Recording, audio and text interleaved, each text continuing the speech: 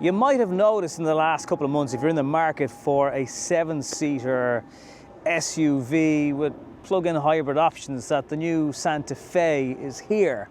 And it is new, certainly on the outside. What's probably a little bit unusual to some people because they're not aware, Hyundai and Kia, spoiler alert, are the same company. So the new Sorento is around a couple of years now, but actually this was probably the blueprint for what is now the new Santa Fe. Because back when this was launched, this got its huge, oh my God, look at the new Sorento, it's so different. Hyundai are kind of getting that now with the Santa Fe because it's so different from the previous version. So, should you consider a slightly older facelift model, or should you go straight ahead and buy a Santa Fe? Or is there anything else you should be considering? I'll help you decide all that in this video. Welcome to Nobby on Cars.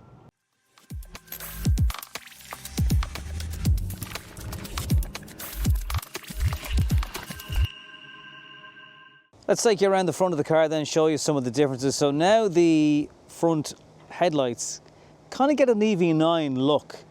And that's another car we kind of have to mention today. It is quite a bit more expensive, but a fully electric 6 or 7-seater Kia option as well. And I've reviewed that car extensively on the channel. So that's what the front nose now looks like. It feels like the bonnet's coming at you just a little bit more.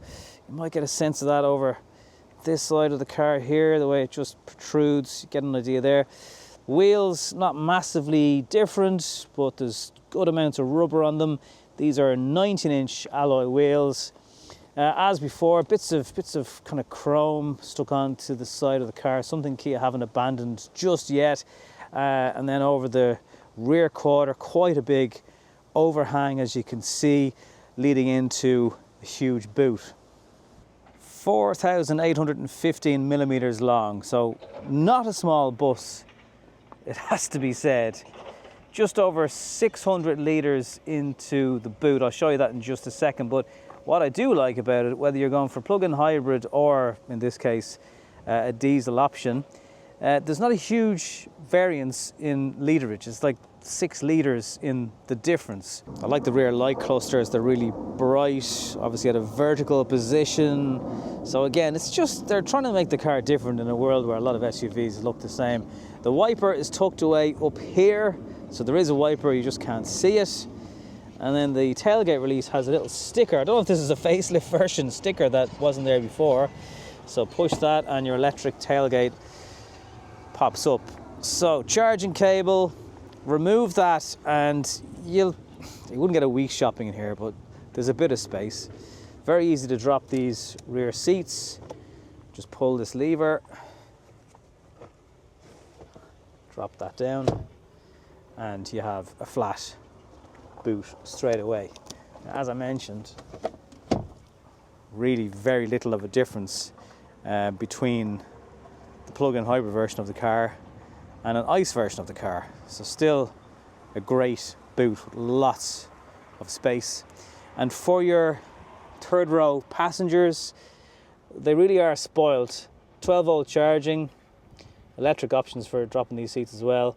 Rear AC, USB-C charging. They have drinks holders down here.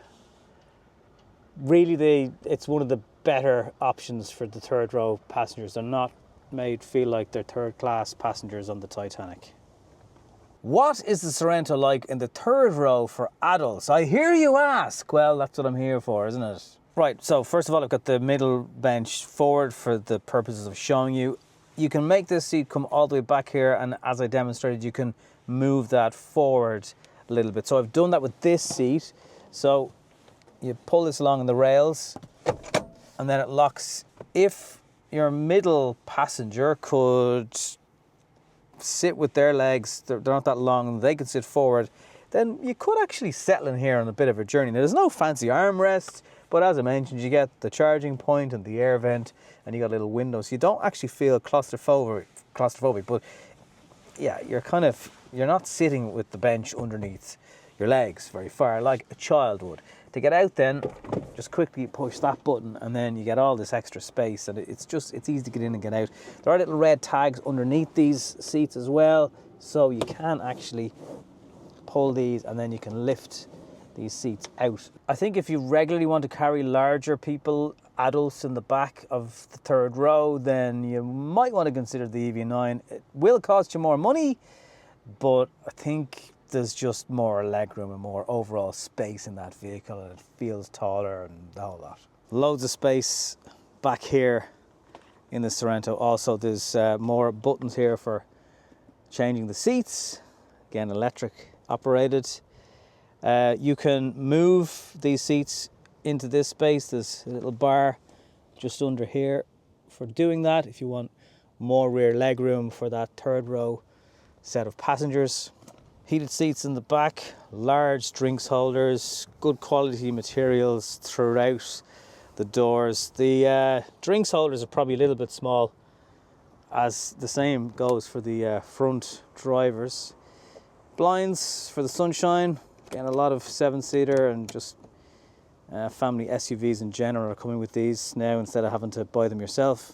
2 separate air vents for rear passengers. They can't control that themselves. And USB-C charging and adjustability on the seats here. Again, that can be manipulated when the car is moving, which can annoy some people when kids think they're being hilarious. You do sit quite high up in the back of the car, but there's plenty of foot space and knee space, as you can see here. And despite the elevated seat position, presumably a combination of just batteries because they're not losing a huge amount of the boot in the plug-in hybrid, you're sitting higher up compared to the passenger and driver, but you still have reasonable space.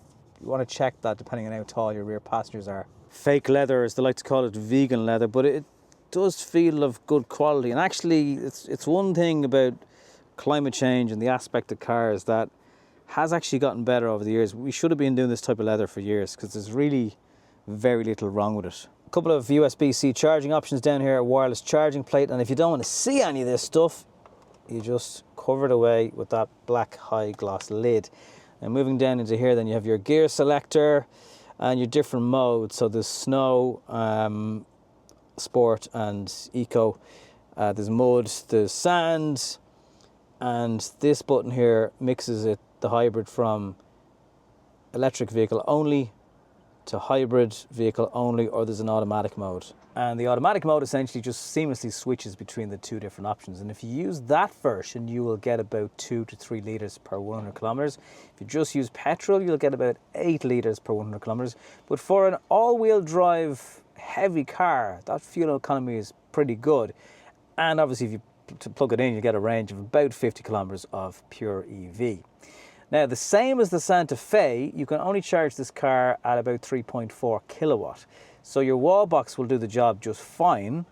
But what it does mean, if you're on a certain night rate where you get really cheap electricity, so maybe between 2 and 4 a.m. or 2 to 5 a.m., you might just about do the full charge in 3 hours. In 2 hours, you probably won't, depending on how low your state of charge is. So it's worth bearing in mind that the slower charging speed, a lot of PHEVs should be doing just about 7.4.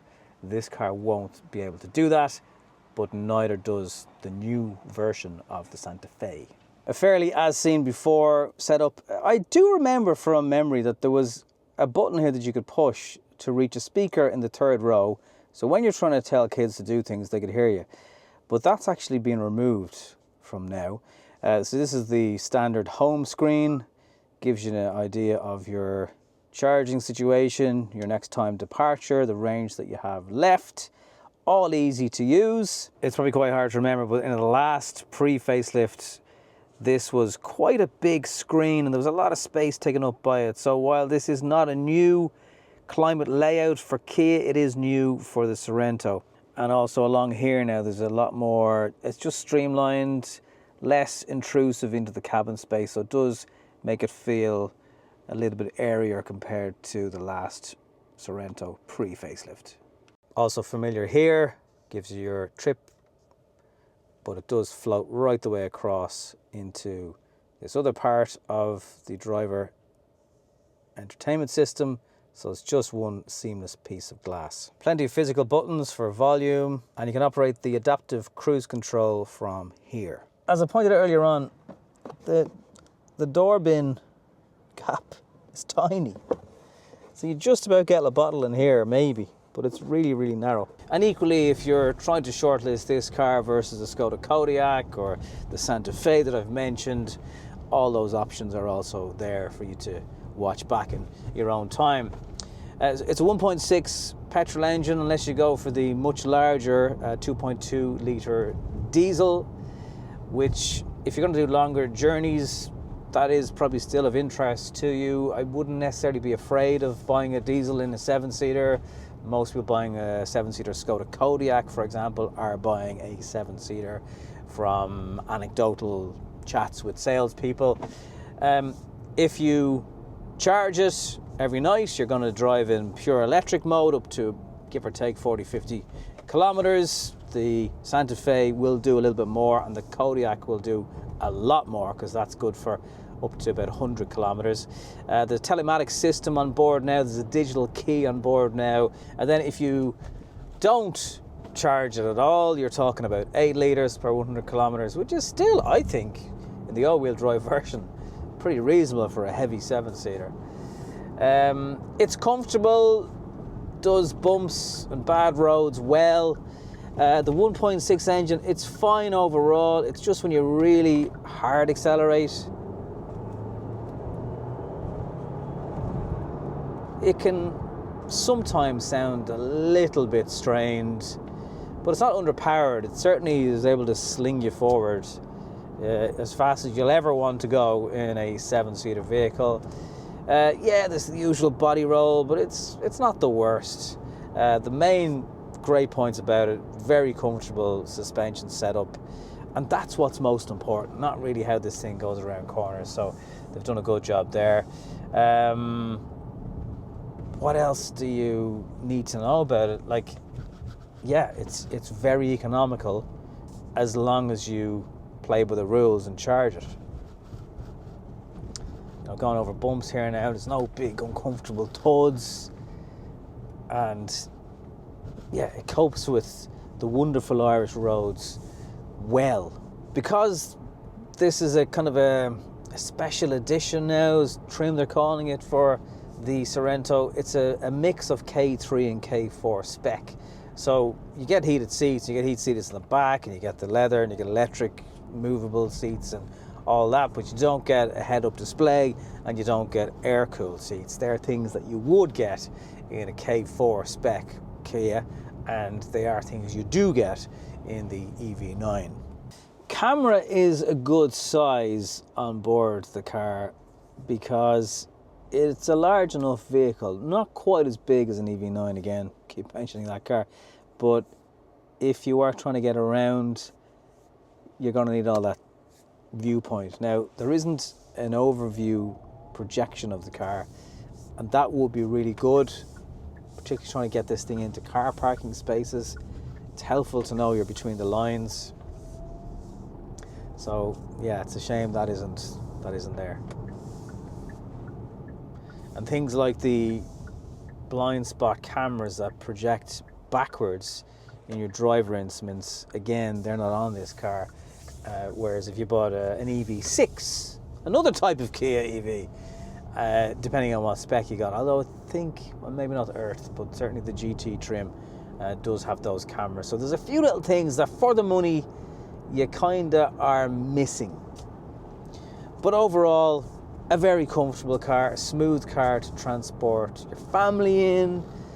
And when it comes to 7-seaters, that's kind of the most important part, as well as the price, which I'll reveal now. Before I say goodbye to you today, it in a way is kind of splitting hairs. Yes, you'll be able to get this a little bit cheaper. Kia and Hyundai, they're two of the best-selling brands in Europe, and certainly two of the top-selling brands here in Ireland year after year.